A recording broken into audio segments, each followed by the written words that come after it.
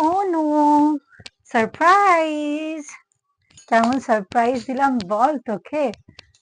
ভাবলাম যাই, তোদের বাড়ি থেকে একবার ঘুরে আসি আর তোর সাথেও দেখা করে আসি। ওমা দিদি, এত বছর পর আমাদের বাড়ি! আয় আয় আয়, বস বস বস। সত্যি আমি সারপ্রাইজ! তুই এখন পড়ছিস? পরীক্ষা টরীক্ষা নাকি?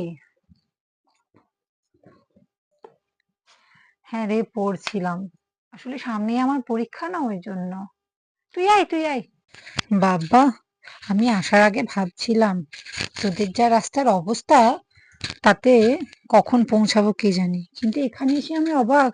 ফাইনালি বল, এত বছর পর তোদের রাস্তাটা হলো।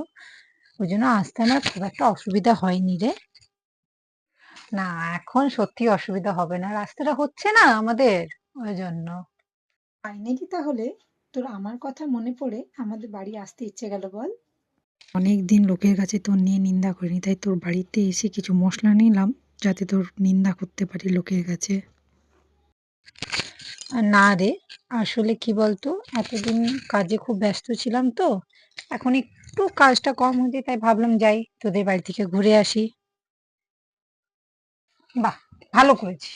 বস বস বস, তুই বস, আমি তোর জন্য মিষ্টি নিয়ে আসি, হ্যাঁ। দিদি, এই নে, মিষ্টিটা খা।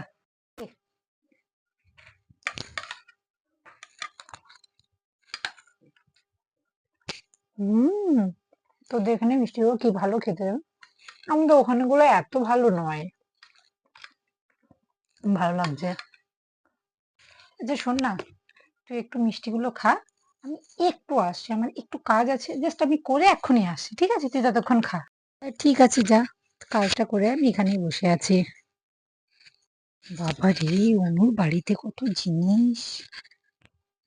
অনেক টাকা আছে, কিছু একটা করতে হবে আমাকে। কি করা যায়?